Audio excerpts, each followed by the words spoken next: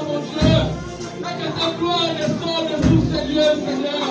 Et que ta gloire descende sur ces lieux, Seigneur. Que tout vienne régner en nous, Seigneur.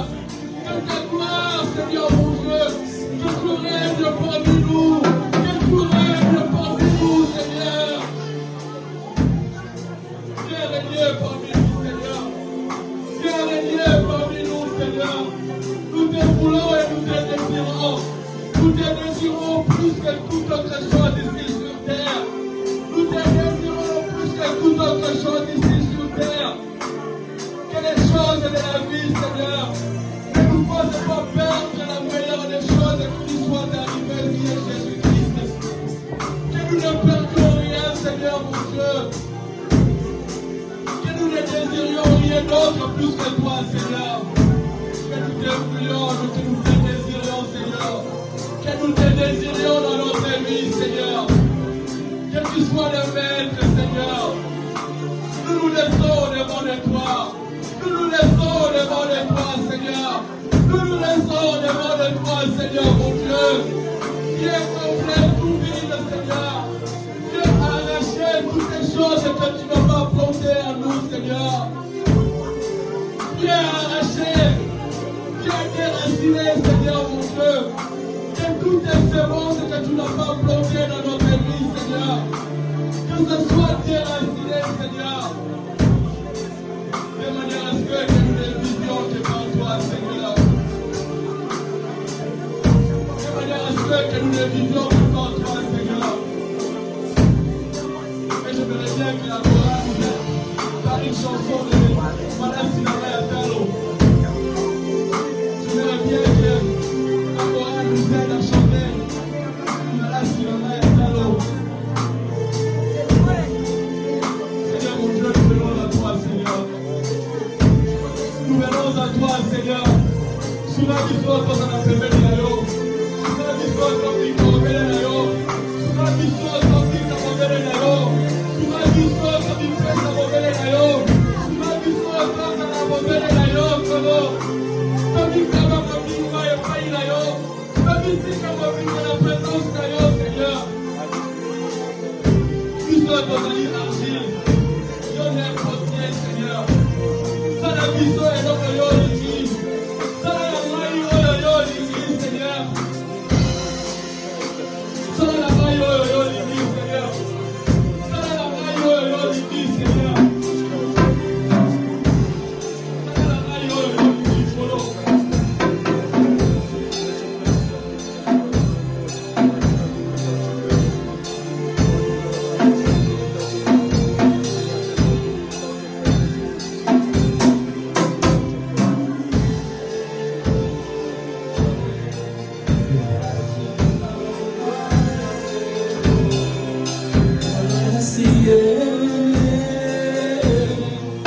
Malasina,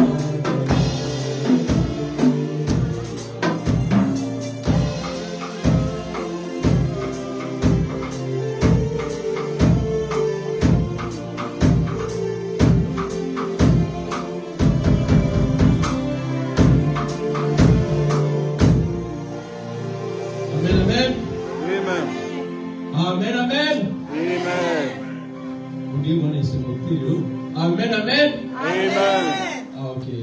C'est vraiment très bien. Sinon, bon dimanche à tous. Nous sommes bientôt là, nous allons passer dans notre moment des prédications. Avant que nous puissions passer à ce moment-là, j'aimerais bien que la chorale puisse nous accompagner pendant les 10 prochaines minutes dans le moment d'adoration. Et en cela, j'aimerais bien que là où vous êtes, que vous cherchiez une position qui vous semblerait mieux pour vous, pour que vous puissiez adorer Dieu, pour que vous puissiez élever celui par lequel nous sommes réunis ici en ce lieu. C'est pour cela que je demanderai à la chorale, par la grâce de Dieu, que la chorale nous accompagne avant que le prédicateur du jour puisse monter et nous bénir par la parole de Dieu. Amen, amen. Amen. Alléluia. Amen. Est-ce que quelqu'un est dans la joie ce matin? Amen. Est-ce qu'on peut s'élever pour Jésus? Est-ce qu'on peut encore célébrer le nom de Jésus? Est-ce qu'on peut se tenir pour louer le nom de Jésus? Est-ce qu'on peut se tenir pour louer le nom de Jésus? Permettez-moi de vous rappeler, nous sommes le 1er décembre 2024. Combien de gens sont morts? Combien de gens sont dans des prisons? Combien de gens ont des maladies incurables? Mais si Dieu t'a fait grâce et que tu te tiens parmi nous, c'est parce qu'il t'aime beaucoup. Est-ce que quelqu'un peut acclamer pour Jésus? Est-ce que quelqu'un peut célébrer le nom de Jésus? Est-ce que quelqu'un peut pousser le cri de joie pour Jésus? Est-ce que quelqu'un peut pousser encore le cri de gloire, le cri de victoire dans l'éternel t'a rendu victorieux ce matin? Il t'a rendu victorieux de votre maladie.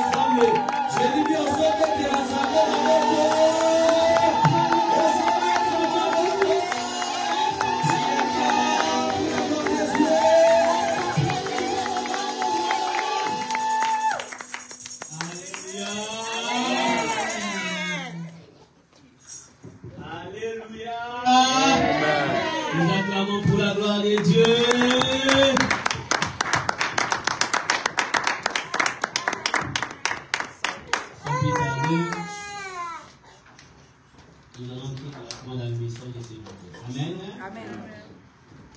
Je bénis Dieu pour ta présence.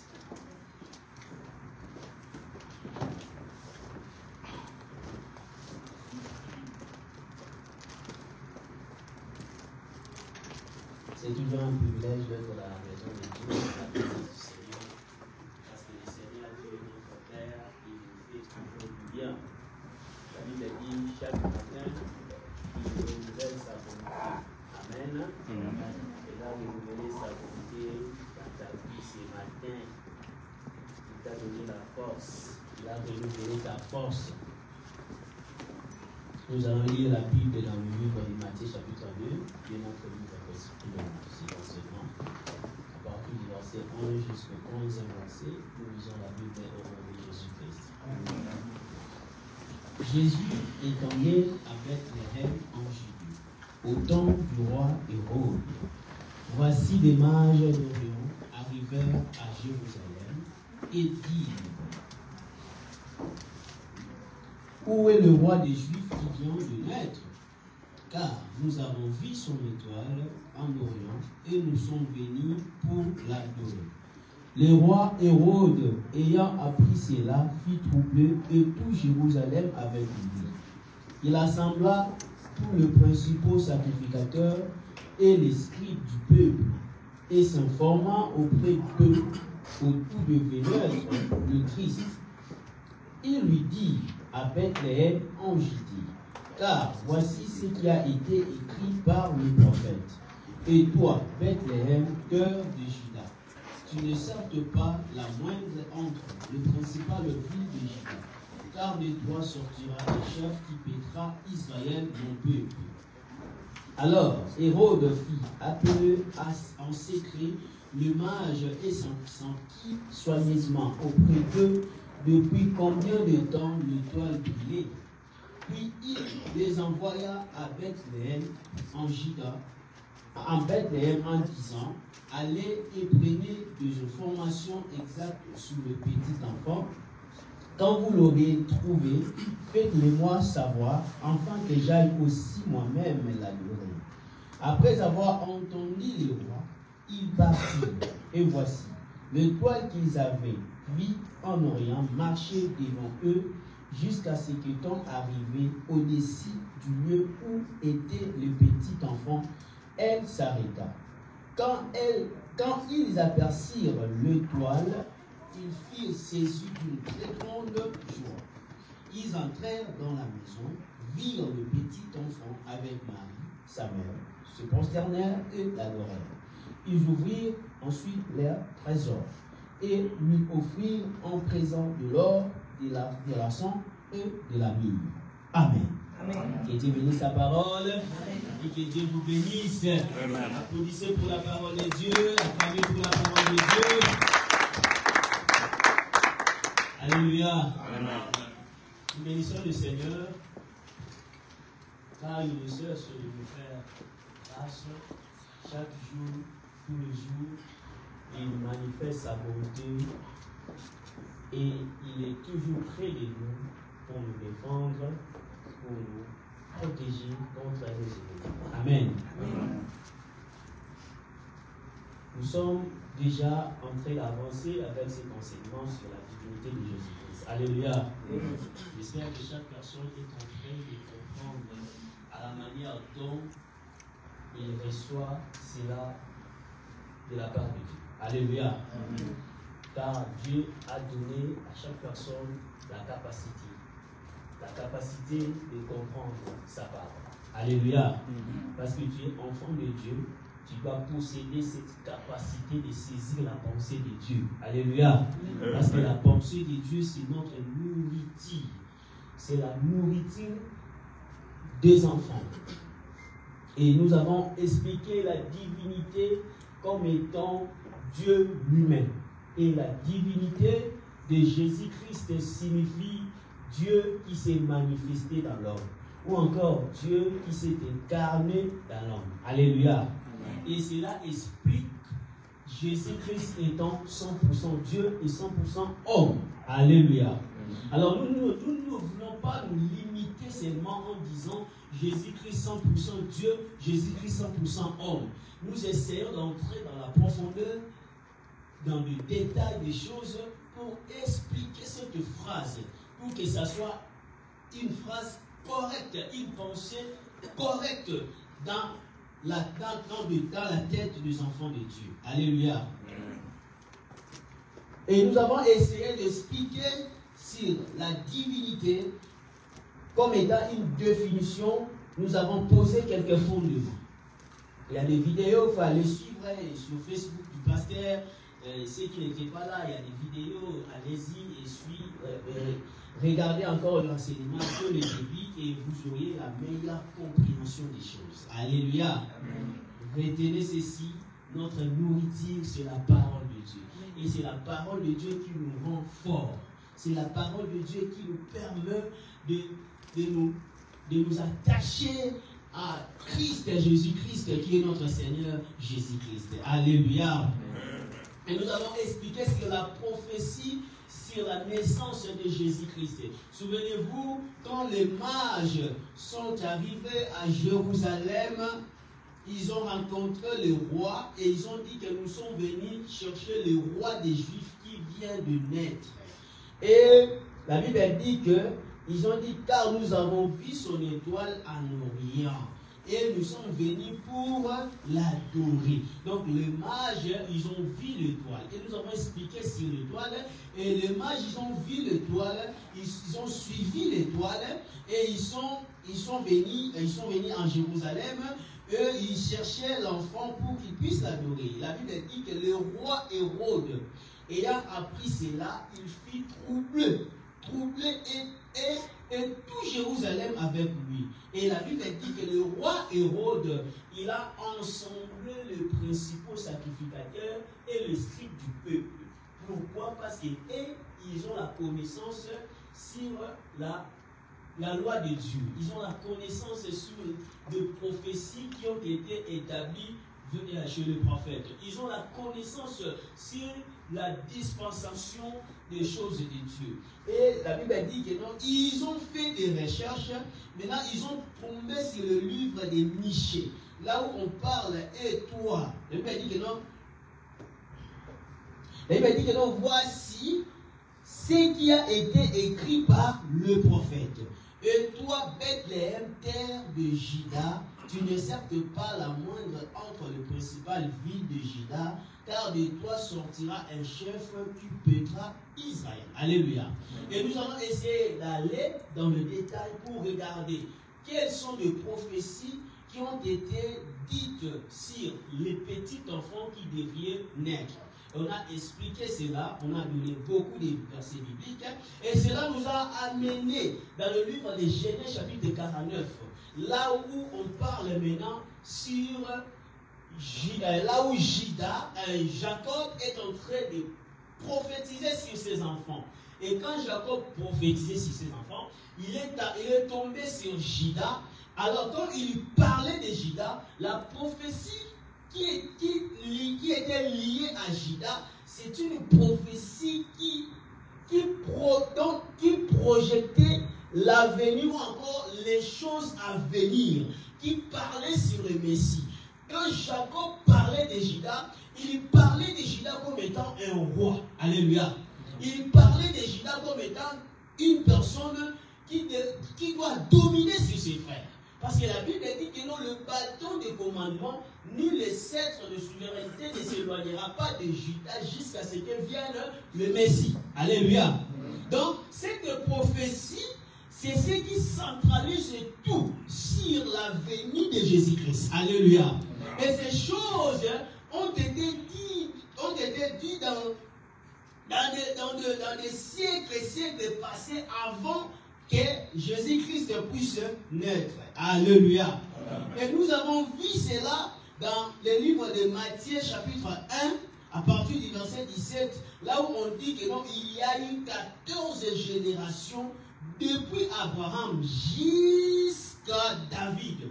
Et depuis David jusqu'à la déportation, il y a eu 14 générations. Et depuis déportation jusqu'à la naissance de Jésus-Christ, il y a eu encore 14 générations. Donc, ça allait de 14 en 14, de 14 en 14, jusqu'à ce que Jésus-Christ puisse naître. Alléluia. Amen. Donc, cela explique comment est-ce que Dieu a planifié les choses pour sauver l'humanité. Alléluia. Amen. Parce que tous les scénarios, c'était seulement pour que l'humanité puisse être réparée, pour que l'humanité puisse être restaurée. Alléluia. Cela maintenant nous a amené à comprendre sur Adam. Selon l'apôtre Paul, il dit que le premier Adam est devenu une âme vivante. Mais le second Adam est devenu un esprit vivifiant. Alléluia. Donc c'est là que nous comprenons qu'il y a eu deux Adams. Alléluia. Donc le premier Adam, c'est Adam qui a été créé de la terre. Alléluia. Mais le second Adam n'a pas été créé de la terre parce que le second Adam a été tiré de l'éternité. Alléluia. Parce que la Bible dit, Marie, la mère de Jésus, a été conçue ou a conçu par la manière du Saint-Esprit, par la vertu du Saint-Esprit. Donc le Saint-Esprit est venu sur elle, c'est alors qu'elle a conçu Jésus. Alléluia. Comme vous le savez, dans la biologie, la composition des chromosomes, c'est 46. Alléluia. Mais pour lui, pour Jésus, n'était pas 46. En réalité, c'était 23. Alléluia. C'est non la science. Alléluia. Donc, nous voyons que Jésus est un enfant qui est né par la vertu du Saint-Esprit. Alors, Adam, le premier Adam, a été tiré de la terre. C'est-à-dire, Dieu a rassemblé la poussière de la terre pour former le premier Adam. Alléluia. Vous êtes là? Amen. Si on comprend, écoutez-moi comme ça. Amen. Amen.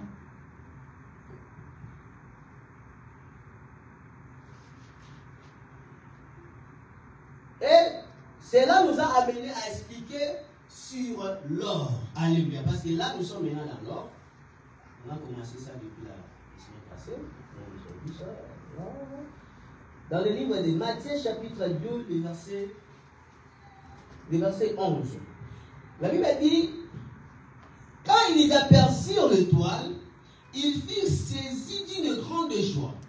Ils entrèrent dans la maison, virent le petit enfant avec Marie, sa mère, se prosternèrent et l'adorèrent. Ils ouvrirent ensuite leur trésor et lui offrirent en présent de l'or, de l'encens et de la myrrhe. Amen. Là, ce sont les mages. Alors qu'ils étaient en train de poursuivre l'étoile, ils ont vu l'étoile s'arrêter sur une maison. Ils ont compris que c'est là que se trouvait le petit enfant. Ils étaient remplis de joie. Ils sont entrés dans la maison où se trouvait l'enfant. Ils ont vu les parents, ils se prosternèrent, ils étaient remplis de joie, ils ont commencé à adorer l'enfant. Alléluia. Et ensuite, ils ont ouvert les trésors, ils ont offert à l'enfant des présents qu'ils avaient apportés avec eux, de l'or, de la myrrhe et puis de l'encens. Alléluia. Quand nous lisons la Bible, selon le livre de Daniel, la Bible dit que dans les derniers temps, beaucoup liront et leur connaissance s'augmentera. Amen. Par la connaissance du Saint-Esprit, Dieu nous ouvre les yeux pour que nous ayons la capacité de détecter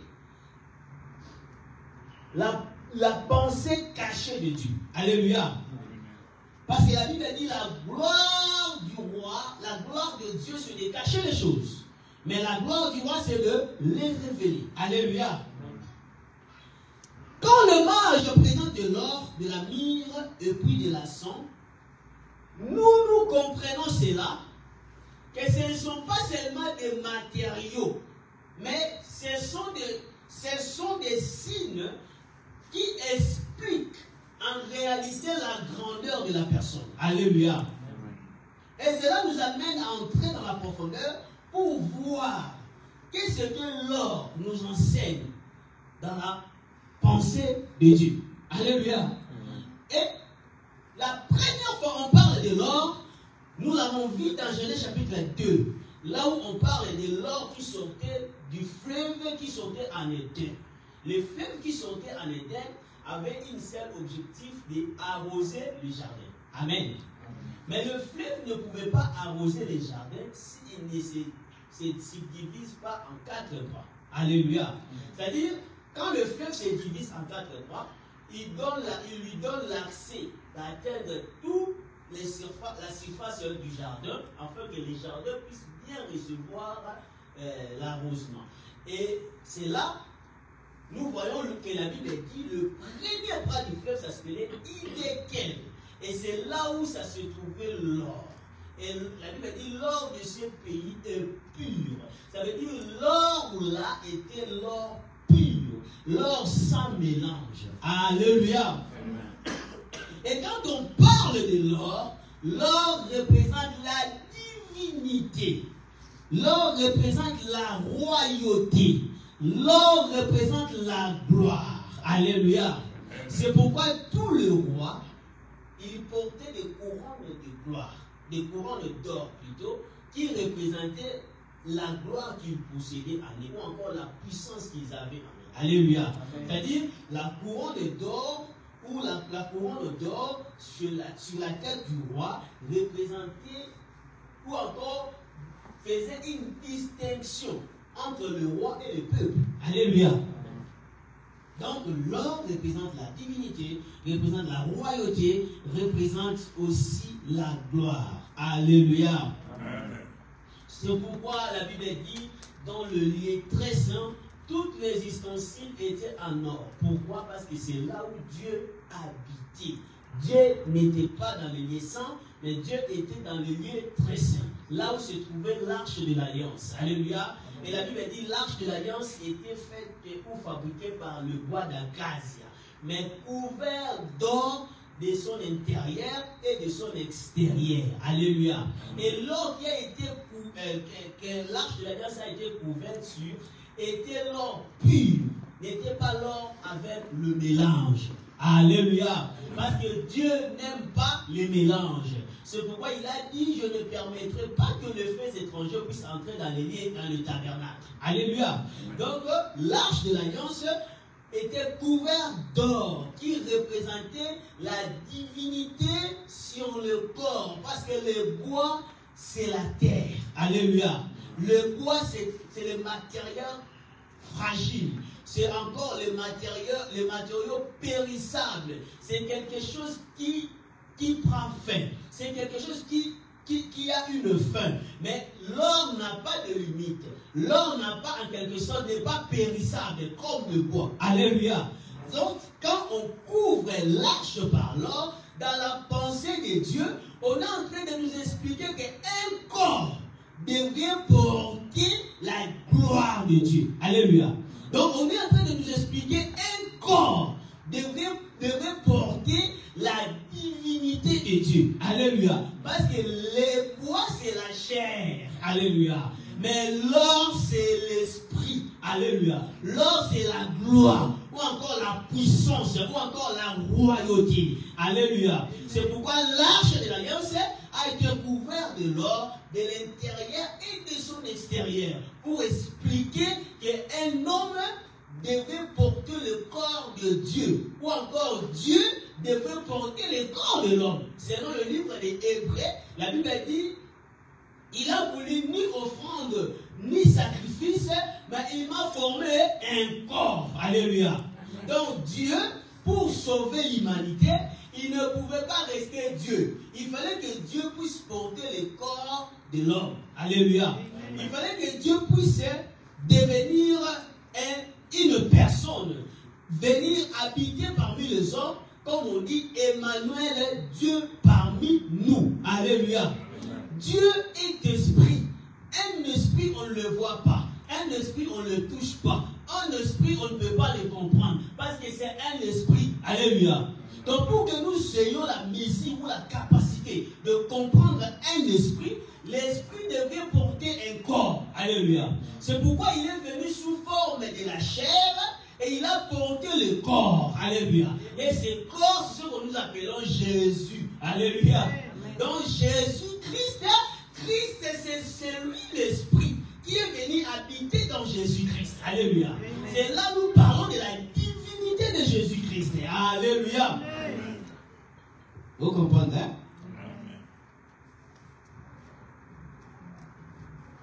Cela nous amène maintenant dans le livre des 2 Chroniques, chapitre 9.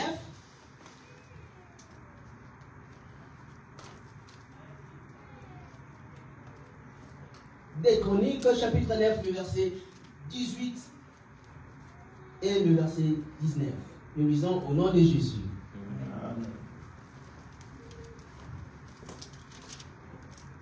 Nous commençons à partir du verset 17. Le roi fit un grand trône d'ivoire et le couvrit d'or pur. Ce trône avait 6 degrés et un marchepied d'or.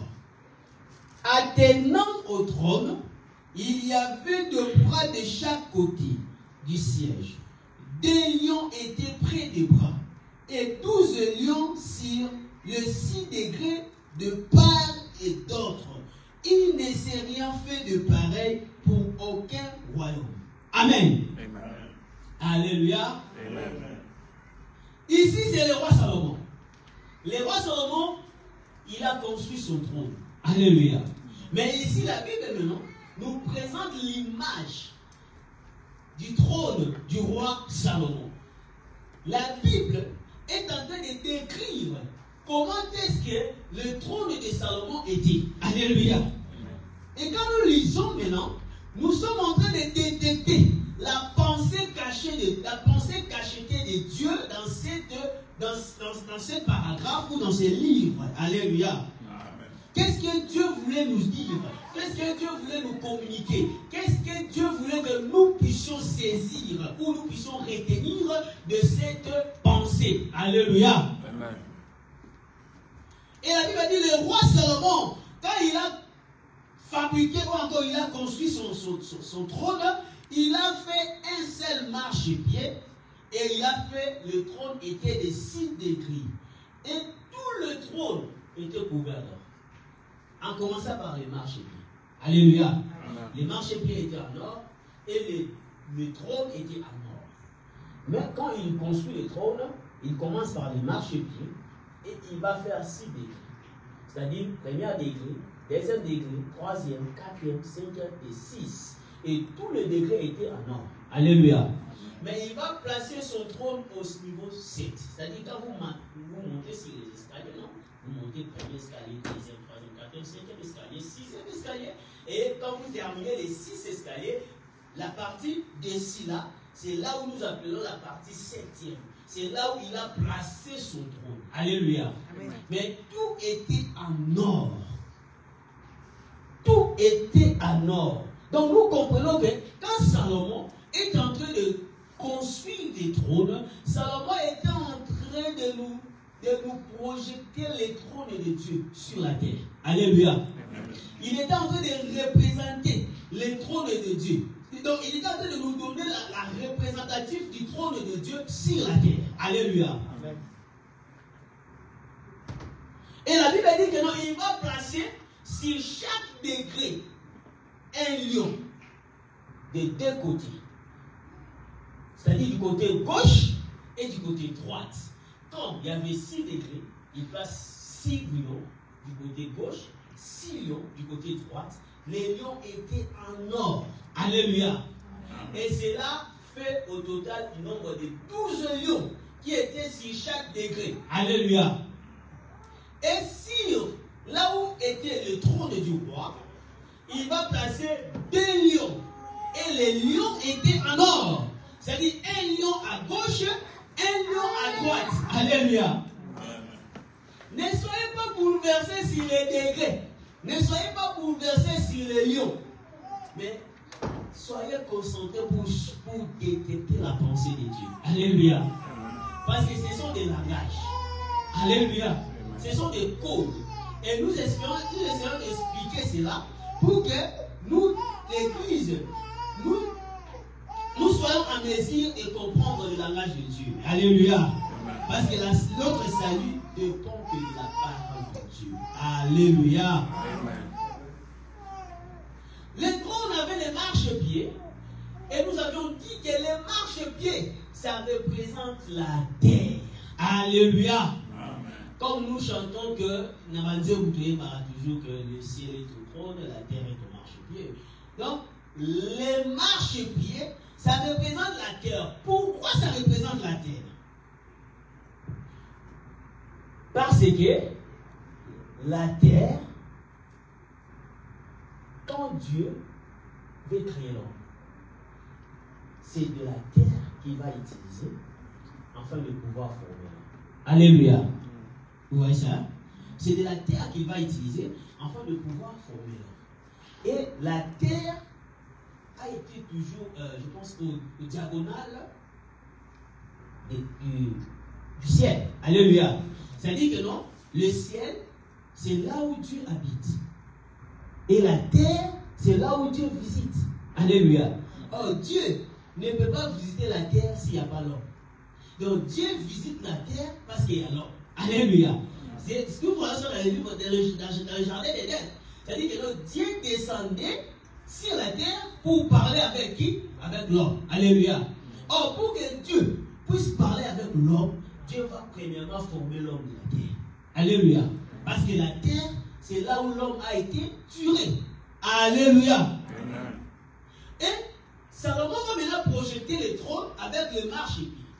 Donc, quand Salomon monte sur son trône, il va tourner les dos au peuple. C'est-à-dire que non, quand il tourne les dos au peuple, le peuple ne pourra pas recevoir la bénédiction du roi. Alléluia. Donc, pour que les peuples qui sont sur le marchepied puissent être en mesure de recevoir la bénédiction du roi, les rois doivent tourner le dos. Parce que le trône est là-bas, mais le roi, quand il monte, il tourne le dos. Et quand il va s'asseoir sur son trône, qu'est-ce que le roi va faire? Va tourner son regard vers le peuple. Alléluia. C'est alors que le roi va bénir le peuple. Alléluia. Donc tout ce mouvement est en train de nous expliquer le mouvement de Dieu sur la terre. Alléluia. Le mouvement que Christ faisait. La façon dont Jésus-Christ a travaillé. Nous voyons ça dans Marc chapitre 5. Et il me dit, alors que Jésus était en train de partir dans la maison de Jaïrus. La maison de Jaïrus, Jaïrus avait sa fille qui avait 12 ans et qui était au point de mourir. Et Jésus partait dans la maison de Jaïrus pour sauver cette fille. Mais en cours de route, il y a eu aussi une femme qui avait la perte de sang pendant 12 ans. Alléluia. Donc, quand nous expliquons ces choses, ce n'est pas une coïncidence, mais plutôt c'est la pensée de Dieu qui apporte la vie au peuple. Alléluia. Or, le peuple ne pourra pas avoir la vie si on ne l'explique pas la révélation de la pensée cachée. Alléluia. Parce que la Bible dit que s'il y a pas, si on ne parle pas de la loi et au témoignage, il n'y aura pas l'aurore. Alléluia. Donc pour que l'aurore apparaisse, il faut qu'il y ait la loi, il faut qu'il y ait le témoignage. Alléluia. Et Jésus, quand il partait, la femme est venue lui toucher au bord de ses vêtements. C'est alors que la femme, elle a ressenti qu'elle était guérie, mais elle n'était pas sauvée. Alléluia. Pourquoi elle n'était pas sauvée? Parce que Jésus n'avait pas tourné son regard vers la femme. Pour que la femme puisse être sauvée, Jésus devait s'arrêter. Alléluia. Et quand Jésus s'arrête, il demande qui m'a touché. Alléluia. C'est alors que Jésus va tourner son regard, il va regarder la femme. Quand il regarde la femme, il va dire à la femme, ta foi t'a sauvé. Alléluia. Ta foi t'a sauvé. Donc, pour que le peuple, l'Église, nous puissions recevoir la bénédiction de Dieu, on doit se positionner à la position du soleil. Alléluia. Parce que Jésus, c'est le soleil. C'est le livre de Luc. La Bible dit, grâce au fruit de tes entrailles, grâce à la miséricorde du fruit de tes entrailles, que le soleil levant nous a visités. Alléluia. Donc quand Jésus a regardé la femme, C'était le soleil qui a regardé la femme. Alléluia. Et directement, la femme a reçu le rayon du soleil. Donc, tu ne peux pas recevoir le rayon du soleil si tu ne te positionnes pas à la position du soleil. Alléluia. C'est ce que Jassé a fait. Pour que Jassé puisse rencontrer Jésus, Jassé, il fallait que Jassé puisse aller monter sur le sycomore. Alléluia. Or, dans le livre de Osée ou Michel, la Bible dit Dieu lui-même c'était cultivateur de sycomore. Alléluia. Donc, quand Jassé part, il monte sur le sycomore. Donc, c'est l'accomplissement de la prophétie de Dieu dans la vie de Jassé. Parce qu'à ce temps-là, dans la dispensation, Jassé représente l'église. La même façon avec la femme représente l'église. Alléluia. Amen. Parce que Jaïris, c'est la maison d'Israël. Alléluia. Amen. On va expliquer cela quand on va parler des lions. Alléluia. Donc, Jassé, il monte sur les sycomores. Et c'est là aussi le Seigneur Jésus-Christ va venir. Alléluia. C'est-à-dire que non, la position que tu prends devant Dieu, ça détermine aussi la façon dont Dieu va te bénir. Alléluia. Amen. La position que tu as dans la présence de Dieu, ça va déterminer aussi la façon dont Dieu va intervenir dans ta vie. Alléluia. Amen. Tu ne peux pas recevoir le soleil si tu te caches sous la maison. Alléluia. Pour que tu puisses recevoir les rayons du soleil, il faut sortir à l'extérieur et se positionner sous le soleil. Alléluia. C'est ce que Jassé a fait. C'est ce que la femme qui avait la fixe de sang avait fait. Alléluia. Jésus-Christ est notre soleil. Alléluia. Et il me dit, grâce au fruit de tes entrailles, que le soleil levant nous a visités. Alléluia. Bien aimé, il faut toujours chercher à te positionner à la position du soleil. Quelle position que tu prends dans la présence de Dieu? Quelle position que tu as quand tu viens à l'église? Alléluia. Quand on parle de la position, on ne parle pas seulement de s'asseoir ou de s'agenouiller. Alléluia.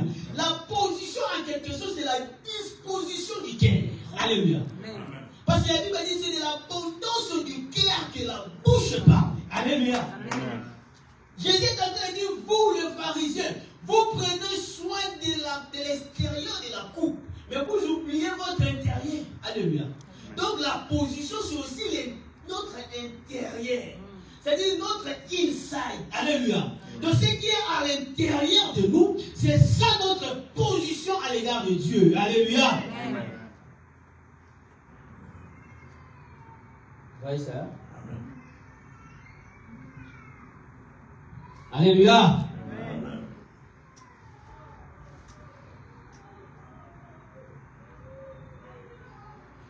Donc la Bible dit, Salomon va créer les trônes avec les 6 degrés. Amen. Donc, comme on dit toujours, les dictionnaires de la Bible, c'est la Bible elle-même. Amen. Parce que tout ce qui est dans la Bible, ça s'interprète dans la Bible. Alléluia. Cela nous ramène dans Genèse chapitre 26.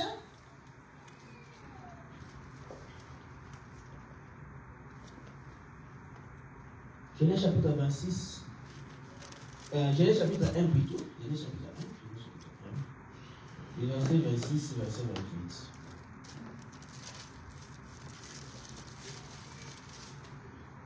Nous lisons au nom de Jésus. Amen.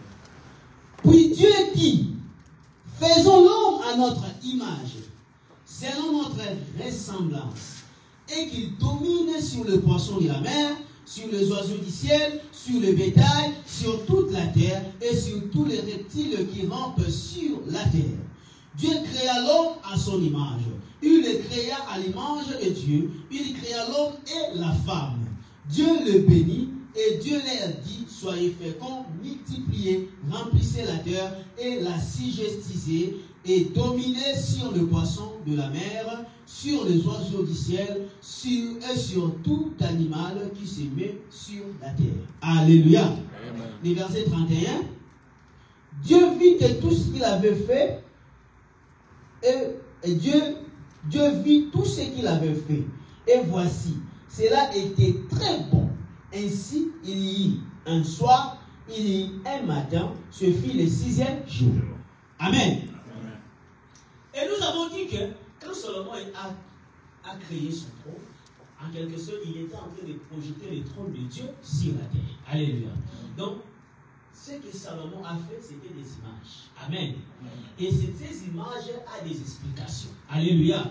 Et nous voyons sur la Genèse chapitre 1, Dieu, pour créer, dans la création, Dieu a créé pendant 6 jours. Alléluia. C'est-à-dire que non, Dieu a créé le premier jour, où la Bible dit que, donc, la lumière soit et la lumière fit. Alléluia. Et il a créé le deuxième jour, il a créé le troisième jour. Or, le premier jour de la création, c'est ça le premier décret du trône de Salomon. Alléluia. On ne va pas entrer dans les détails. Et le deuxième jour de la création, c'est le deuxième décret du trône de Salomon. Alléluia. Souvenez-vous que le trône de Salomon représente le trône de Dieu. Alléluia. Parce que le trône de Dieu, comme était couvert d'or, l'or parlait de la divinité, l'or parlait de la royauté. Alléluia. Car dans 1 Chronique, dans 1 Chronique chapitre 9, le verset 17, la Bible dit, quand Dieu a envoyé le prophète Nathan chez David, Dieu lui parlait de manière dont il va affermir son royaume. Alléluia. De la manière dont il va conserver le royaume qu'il a donné à David. Alléluia. Or, David est le descendant de Juda. Alléluia. Donc, Salomon, c'est lui qui a construit les temples à Dieu. Parce que Dieu n'avait pas voulu que David puisse construire les temples parce que David avait trop de sang. Alléluia. Et Salomon, c'est lui que Dieu avait choisi. C'est-à-dire que quand Dieu parlait d'affermir le trône de Salomon, de David plutôt, il ne parlait pas de Salomon, il parlait de Jésus-Christ. Alléluia. Selon la prophétie de Genèse chapitre 49. Alléluia. Donc Dieu parlait de Jésus-Christ, c'est lui le roi de gloire, c'est lui dont la Bible dit, quand la Bible dit, je vais affermir son trône jusqu'aux extrémités de la terre. Donc la seule personne, le seul roi que nous adorons jusqu'à l'extrémité de la terre, c'est Jésus-Christ de Nazareth. Alléluia. Donc, Dieu, quand il parlait de ça dans 2 Chroniques chapitre 9, il parlait de Jésus-Christ. Et c'est pour cela. Cela nous fait comprendre que le trône de Salomon, en réalité, c'était en train de projeter l'image du trône de Dieu sur la terre. Et cela nous amène maintenant à comprendre les 6 degrés de ce trône, où Salomon l'a tiré. Alléluia. Donc Salomon ne l'a pas eu ça nulle part ailleurs. Il a eu ça quelque part. Et nous avons compris dans la création, Dieu pour créer, il a créé pendant 6 jours. Alléluia. C'est-à-dire il a fait le premier degré qui représente le premier jour qui représente le premier degré du trône de Salomon. Et le deuxième jour, le troisième, le quatrième, le cinquième, ainsi le 6e jour. Alléluia. Or, le 6e jour, c'est le jour où Dieu va créer les animaux et l'homme. Alléluia. Mais Dieu, quand il crée le 6e jour qui est le 6e degré sur le trône de Salomon, donc Dieu, quand il crée le 6e jour, le 6e jour, Dieu commence premièrement à créer les animaux. Alléluia. Et deuxièmement, Dieu va créer l'homme. Pourquoi Dieu va créer premièrement les animaux? Et pourquoi Dieu va créer l'homme à la deuxième position? Alléluia. Alors qu'il va donner à l'homme l'autorité ou encore la domination sur les animaux, sur les oiseaux, sur les poissons de mer, sur tous les reptiles, tous les animaux qui volent. Alléluia. Et l'homme avait la domination sur la terre. Mais l'homme est venu après les animaux. Cela nous fait comprendre que Dieu, quand il crée l'homme et les animaux en première position, nous explique sur le premier sacerdoce. Alléluia. Parce que le premier sacerdoce était le sacerdoce mosaïque, ou encore les sacerdoces lévitiques, ou encore les sacerdoces selon l'ordre d'Aaron. Alléluia. Et ces sacerdoces étaient les sacerdoces des animaux. C'était les sacerdoces où on sacrifiait des animaux. Alléluia. C'était les sacerdoces où on faisait des sacrifices des animaux. Donc, c'est-à-dire, on fait les sacrifices des animaux et là, donc, chaque jour, tous les jours, on fait des sacrifices pour l'expiation du péché. Alléluia. Amen. Donc, les sacrifices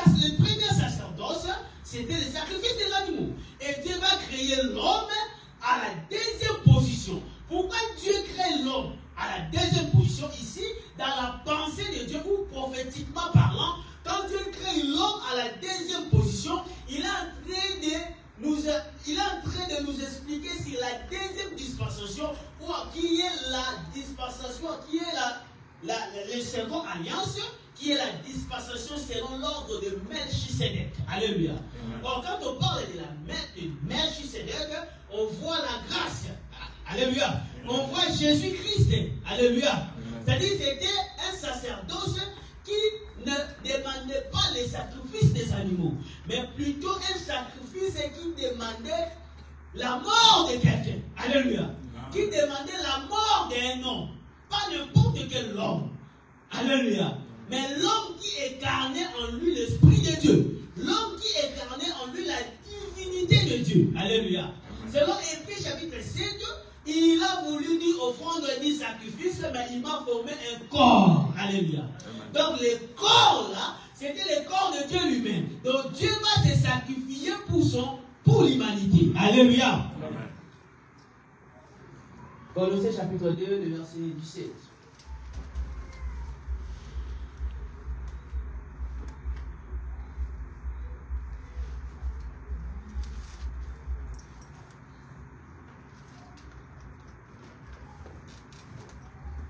C'était l'ombre des choses à venir, mais le corps est en Jésus-Christ. Alléluia.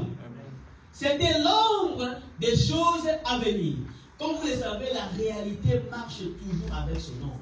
Alléluia. Ce que vous dites, il au moment de l'ombre. Au moment de l'ombre, pourquoi? Parce que il y a une réalité au savoir. Ce que vous dites, au moment de l'ombre, on a besoin de la taille. Alléluia. Il y a une vidéo, voilà, ici, bébé, moi, on me azo kende atala boye amoni ombre mona si aso akanisa yi ombre ala comprendre na muti akima mpango amoni ombre elanda e mona gani alati wa mutola. Alléluia.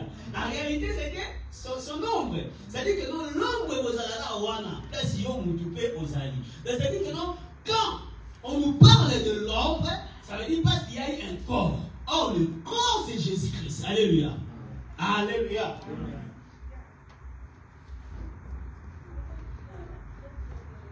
Hébreux chapitre 7.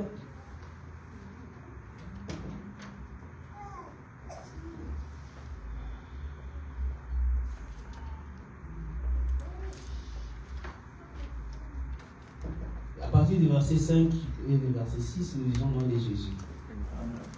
Et Christ ne s'est pas non plus attribué la gloire de devenir souverain sacrificateur. Mais il a dit de celui qui lui a dit: tu es mon fils, je t'ai engendré aujourd'hui. Comme il dit encore ailleurs, tu es sacrificateur pour toujours, selon l'ordre de Melchisedec. Amen. Là, nous voyons dans la création, le 6e jour, Dieu crée les animaux qui représentent la première dispensation. Alléluia. Et Dieu va créer l'homme en deuxième position qui représente la seconde dispensation qui est selon l'ordre de Melchisedec. Alléluia.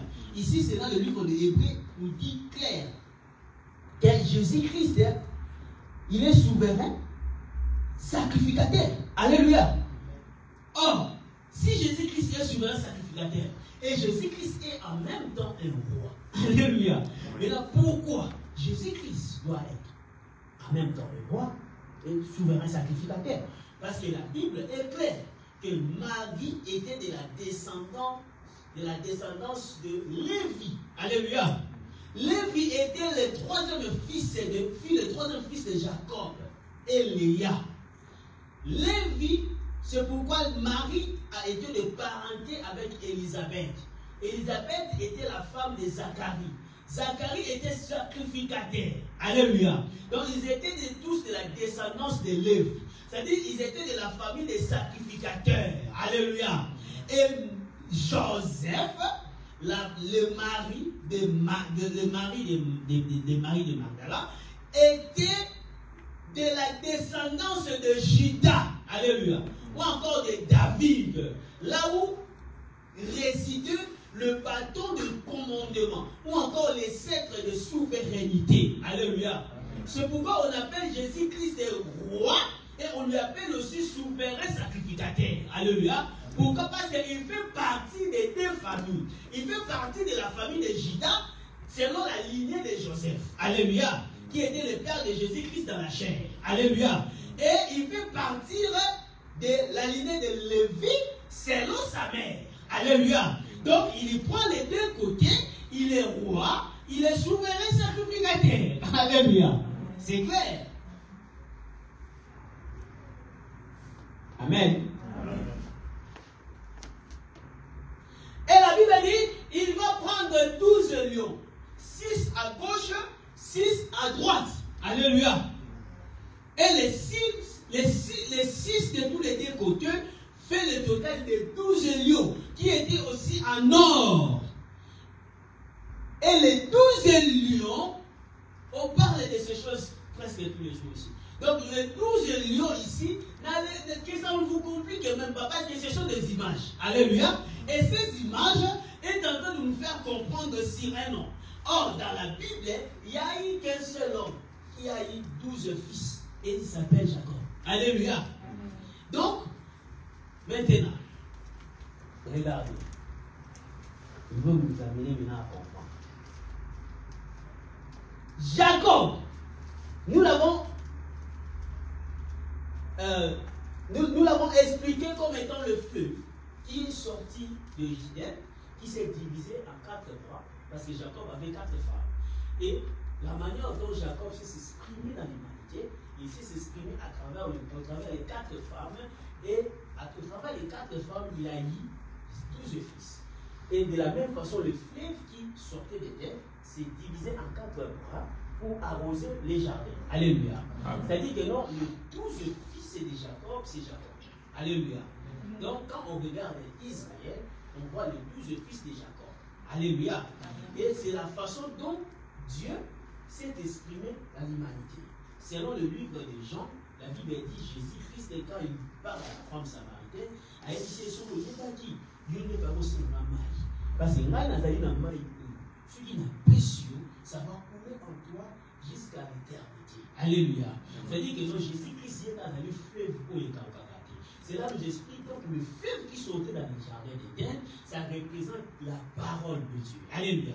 Et cette parole s'est exprimée au travers des 4 croix, qui est les 4 évangiles. Alléluia. De la façon dont Jésus s'est exprimé dans l'humanité, il s'est exprimé au travers les 4 évangiles qui est Matthieu, Marc, Luc et Jean. Alléluia. Et Jacob s'est exprimé au travers ces 4 femmes qui sont Léa, Rachel, Bila et Zilpa. Alléluia.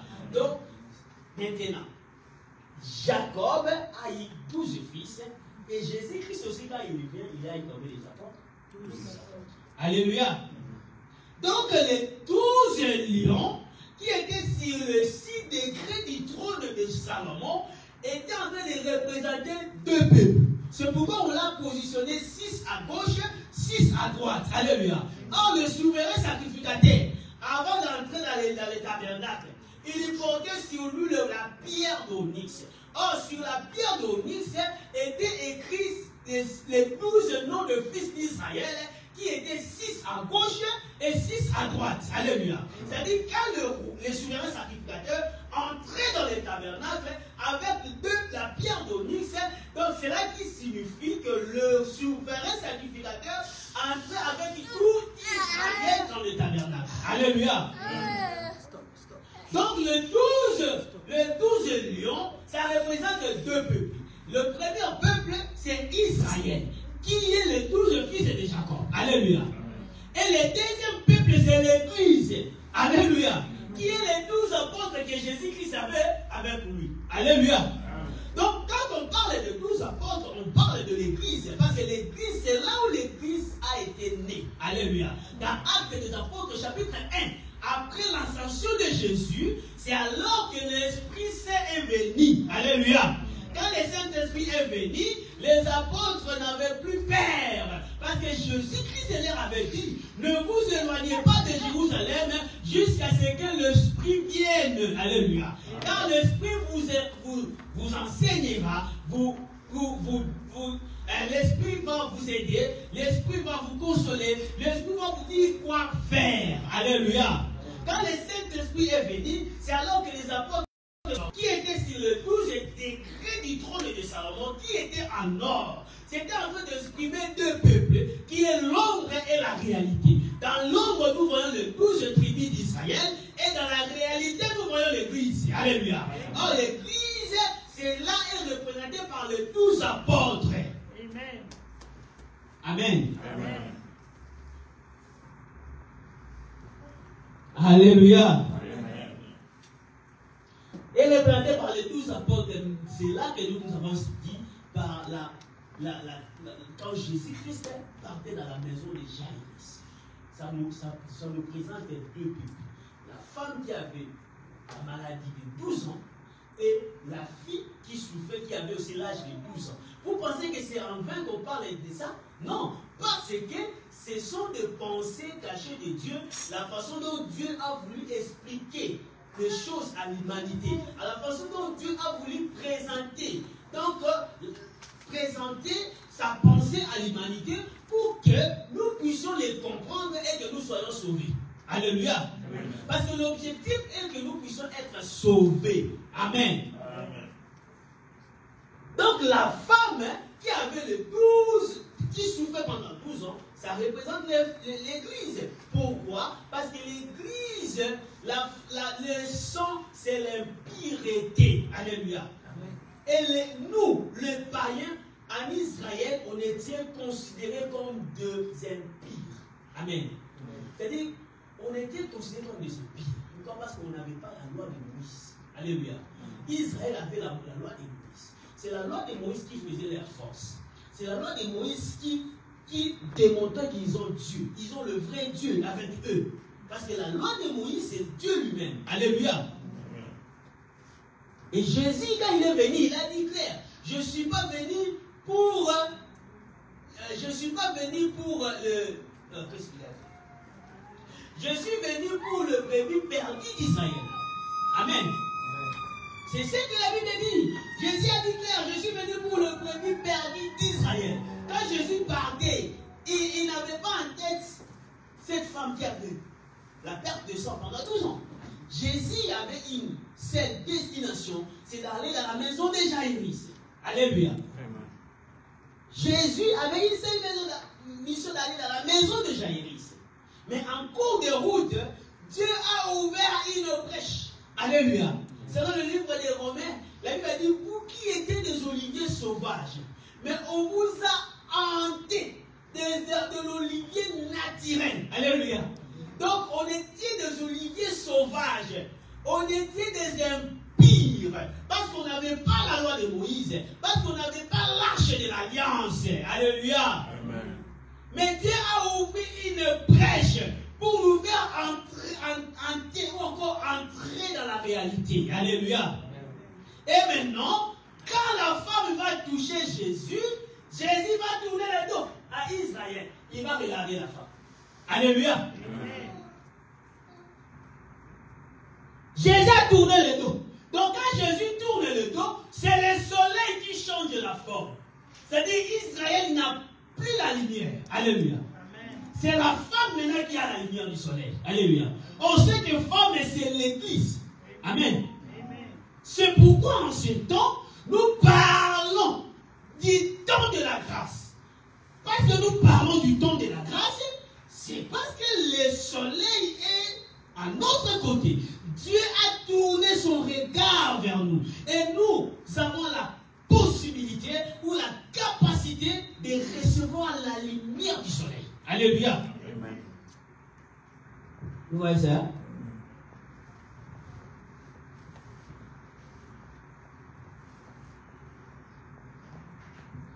Alléluia. Amen. Donc les 6 degrés, nous l'avons expliqué comme étant le 6e jour de la création. Et dans le 6e jour de la création, Dieu a créé premièrement les animaux et il va créer l'homme. Donc, il crée premièrement les animaux pour expliquer le premier sacerdoce qui était les sacerdoces selon l'ordre de Aaron. Alléluia. les sacerdoces des animaux, des sacrifices des animaux. Et ensuite, il va créer l'homme qui est le sacerdoce selon l'ordre de Melchisédek. Alléluia. Qui est le sacerdoce qui ne demandait pas les animaux, mais qui demandait la mort des noms. Alléluia. Et la Bible dit maintenant, Salomon, quand il va monter sur le trône, il va monter sur les 6 décrets. Et quand il va arriver au 7e, c'est là où ça trouvait son trône. Alléluia. Et il va tourner le dos, il va s'asseoir et il va bénir le pays. Alléluia. C'est au 7e. C'est-à-dire, c'est au 7e, ça veut dire, nous comprenons que quand Salomon, il est sur le marchepied, c'est Dieu, c'est l'Esprit de Dieu qui mouvait sur la surface des eaux. Alléluia. Parce que la Bible dit au commencement, l'Esprit de Dieu mouvait sur la surface des eaux et la terre était en forme vide et il y avait de l'abîme sur toute la surface de la eau. Alléluia. Et dans la création, il y a des choses que Dieu n'a pas créées, il y a des choses qui existaient déjà. Alléluia. Comme l'eau existait. Alléluia. La terre existait, mais c'était informe. Mais c'était dans l'eau. Alléluia. Mais il y avait aussi la Bible. Alléluia. C'est-à-dire que non, il y avait aussi les ténèbres. Amen. Dans la création, Dieu n'a pas créé les ténèbres. Parce que les ténèbres étaient là. Alléluia. Mais quand Dieu maintenant va prononcer la parole, c'est Salomon qui va placer son premier pied sur le premier livre. Alléluia. Amen. Amen. Donc Salomon, quand il place son pied sur le premier degré de son trône, c'est Dieu qui ouvre la bouche qui parle. Que la lumière soit et la lumière fut. Alléluia. Amen. Et quand Salomon va passer le deuxième pied, sur le deuxième degré, c'est Dieu qui crée le deuxième jour. Alléluia. Quand Salomon va avancer le troisième pied, le quatrième, c'est Dieu qui va créer le quatrième. Le cinquième, c'est Dieu qui va créer le 5e jour. Ainsi, Dieu va créer le 6e jour. Alléluia. Amen. Donc, c'est-à-dire que non, quand Salomon est en train de marcher sur les degrés, qu'est-ce que ça veut dire? Salomon est en train de travailler. Amen. Ça veut dire que Dieu est en train de travailler. Alléluia. Parce que Dieu a travaillé pendant combien de jours? 6 jours. Alléluia.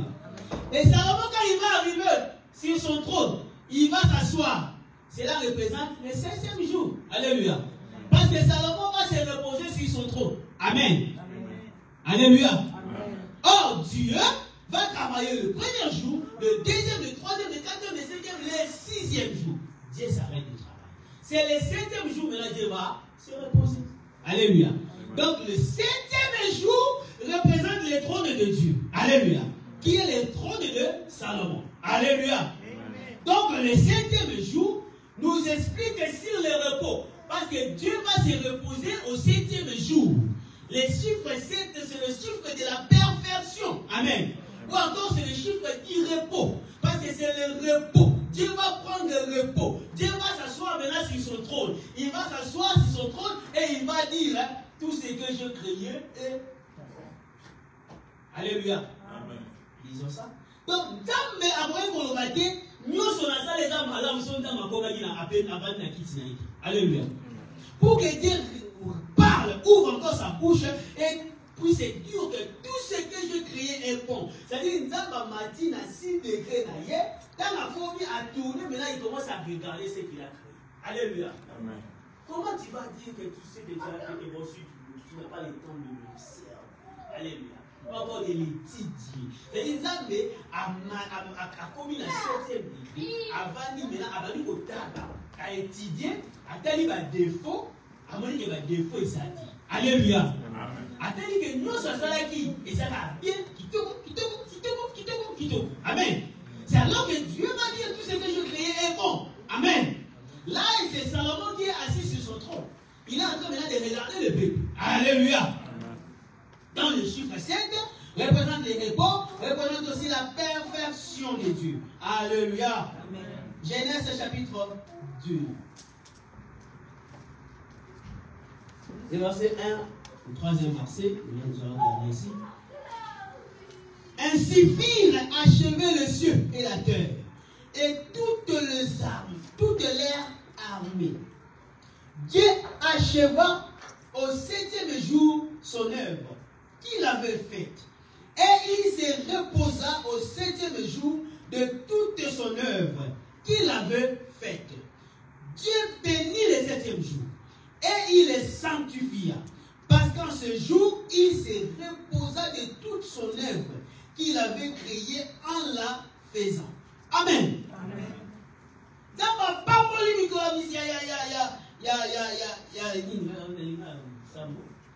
Amen.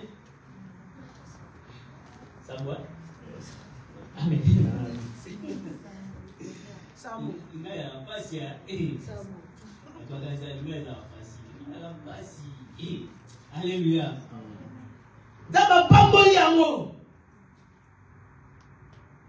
C'est alors que nous allons voir dans Nombre, chapitre 15, on parle des nombres qui étaient en train de ramasser le bois le jour du sabbat. Nombre, je pense que c'est Nombre, chapitre 15, verset 17. Je vais chercher ça. Je vais chercher ça.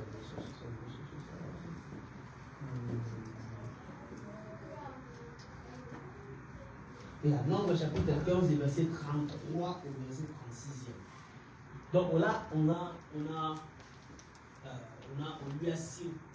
surpris un peu de ramasser les bois les jours de sabbat. Parce que le jour de sabbat, c'est le jour du repos. C'est le jour où Dieu s'est reposé. Alléluia.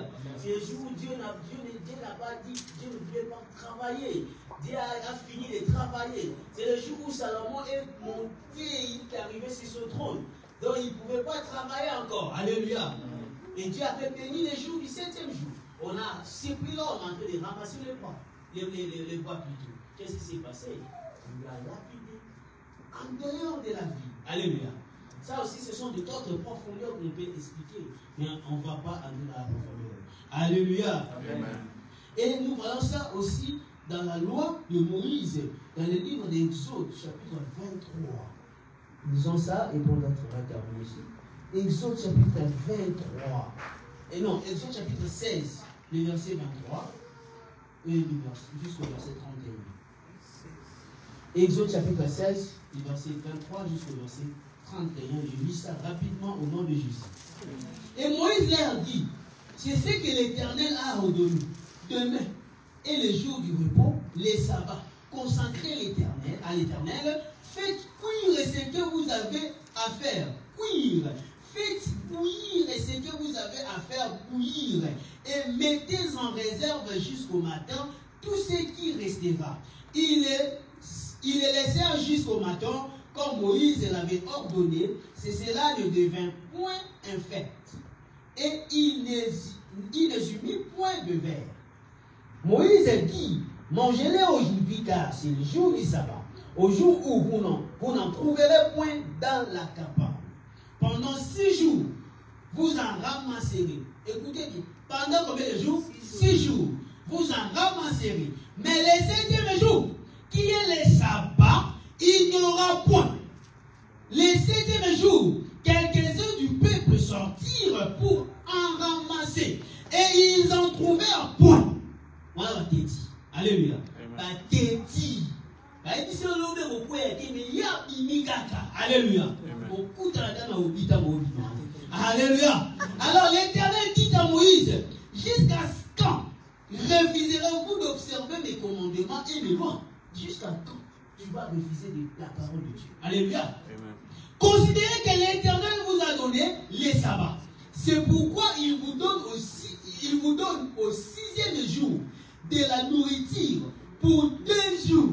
Écoutez, il dit clair, il vous donne aussi. Donc, c'est-à-dire que non, le premier jour de la création, les 2e, le 3e, le 4e, jusqu'au 5e, vous allez ramasser seulement une seule fois. Alléluia. Amen.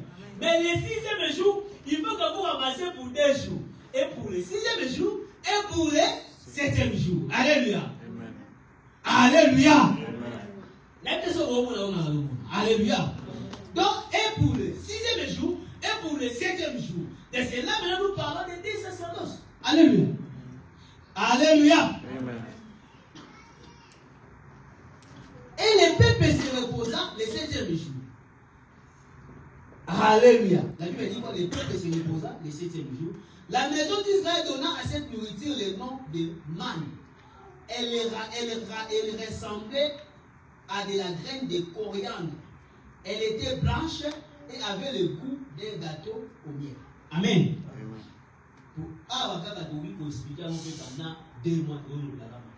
Alléluia. Mais ce n'est pas notre enseignement. On est vraiment en train de passer. Alléluia. Regardez, ici on dit que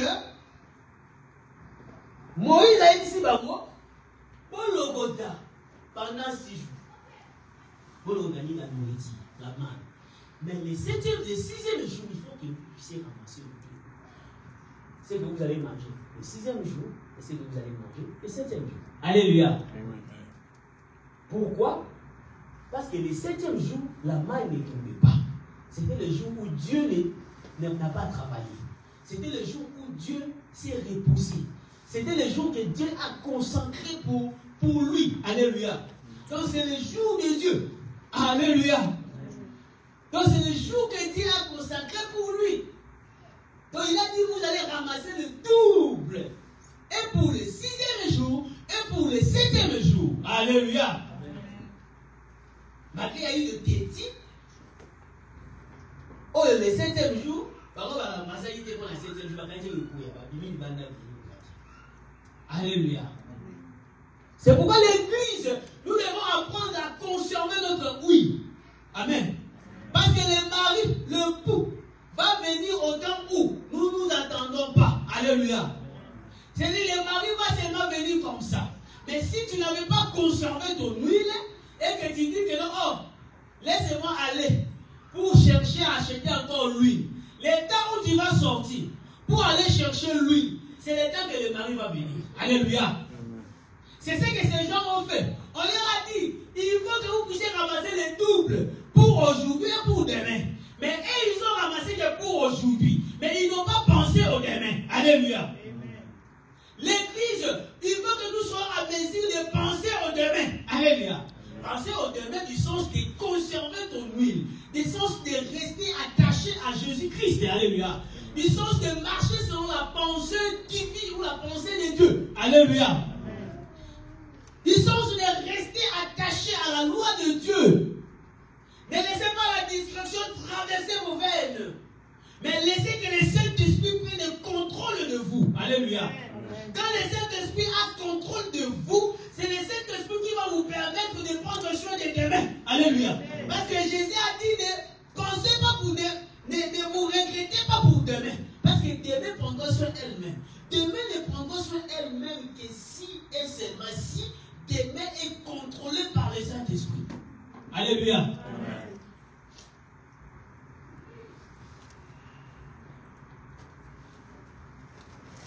Disons quelque chose. Permettez-moi, parce que c'est moi, ça peut si on va continuer, mais je pense qu'il y a des choses qu'il faut que je me dise. Amen. Matthieu chapitre 12, parce que si je vous laisse comme ça, il y a des gens qui peuvent avoir un peu de confusion concernant les sabbats. Parce qu'ici, nous sommes dans les sabbats. Hein? Alléluia. Amen.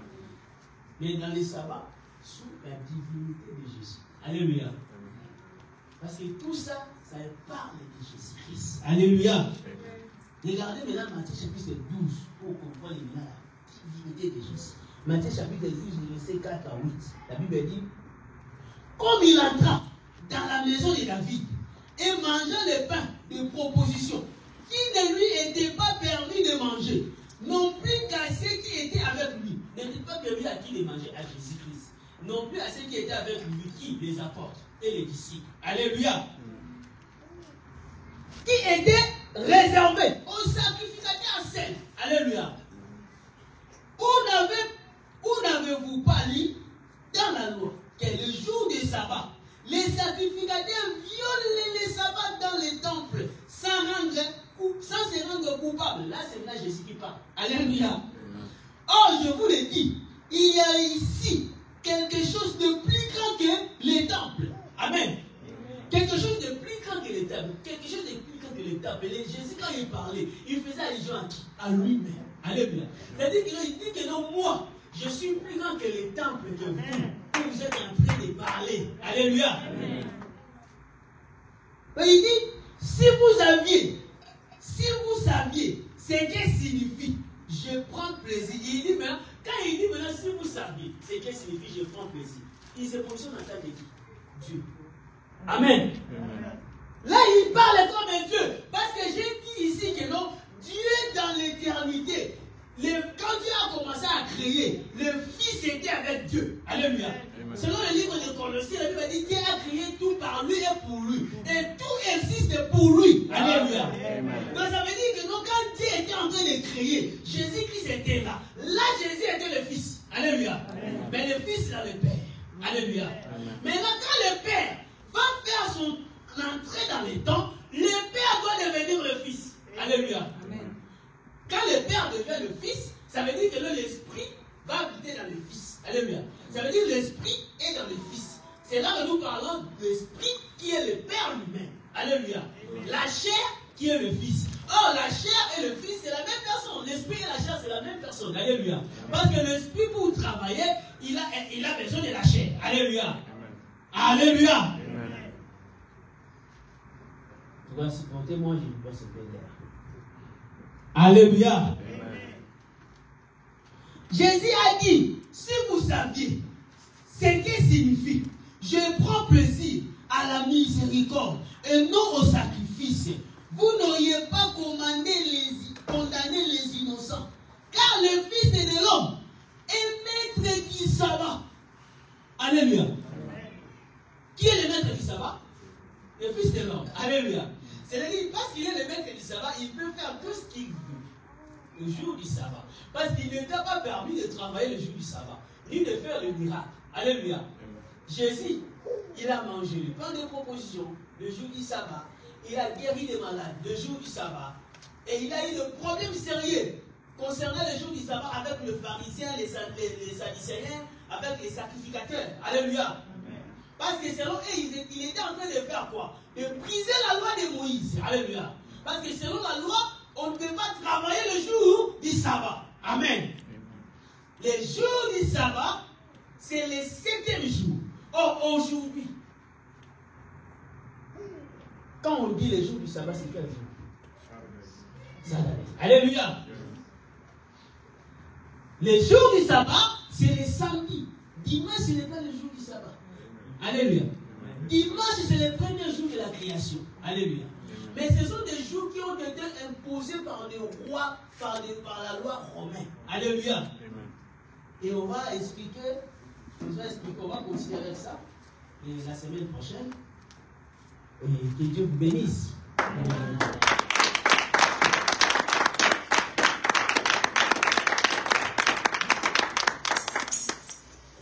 Je vais laisser la place au créateur et terminer le service.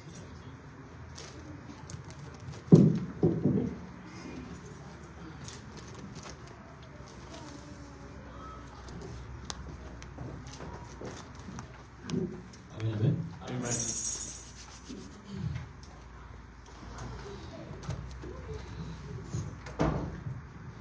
On va s'élever pour. On va prier.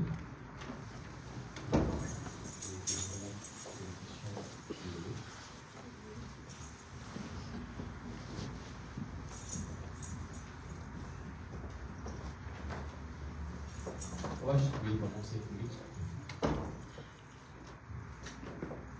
Je verrai bien que là où tu es, et tu demandes à Dieu que cette parole réside en toi. Et que Dieu te fasse comprendre sa parole de la manière dont lui veut que tu comprennes et non de la manière dont toi tu veux la comprendre. J'aimerais bien que tu aies à demander à Dieu, Seigneur mon Dieu, je veux que ta parole résiste en moi. Je veux que ta parole demeure en moi et que je vive pour ta parole. Et que cette parole, quand ça entre, que ça ne sorte pas comme ça, toujours eu l'habitude de sortir, mais que ça entre, ça reste pour que ça transforme ma vie.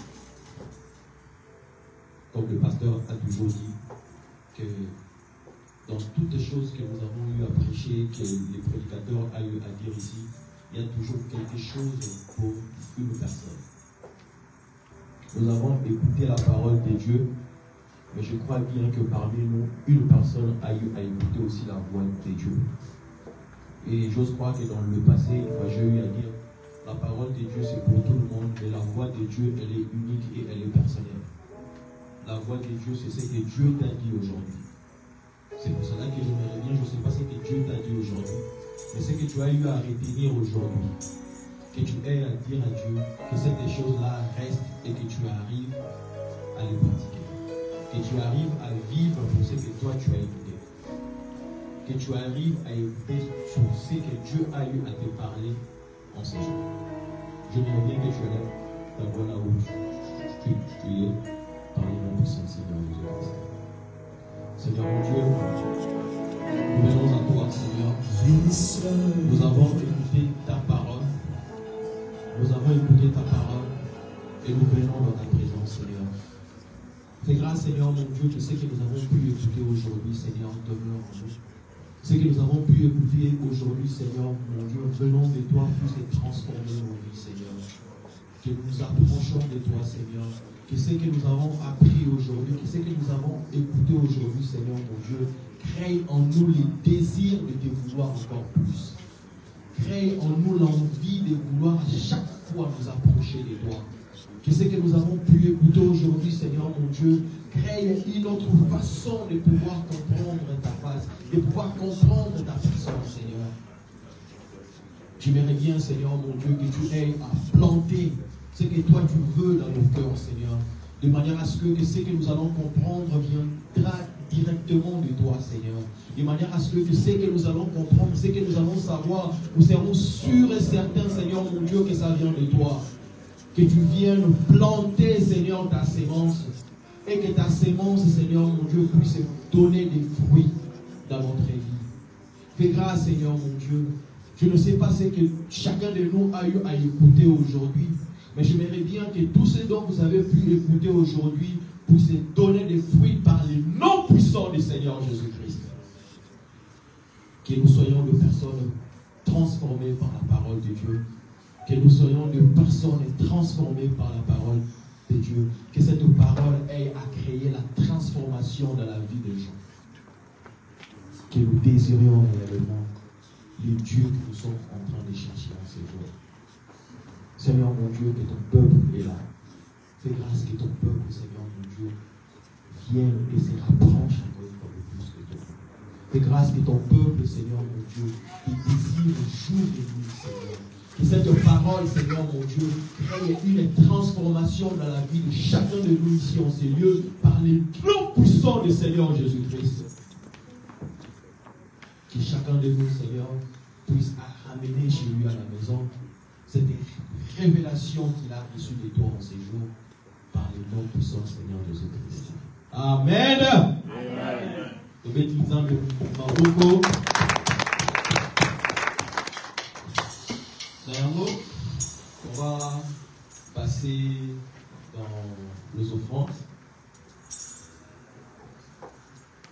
On va passer dans les offrandes. J'aimerais bien que mon comment la vie soit à Borissi et l'eau, comment il y a là on peut l'envoyer pour mais à quoi la beauté les mains pour remettre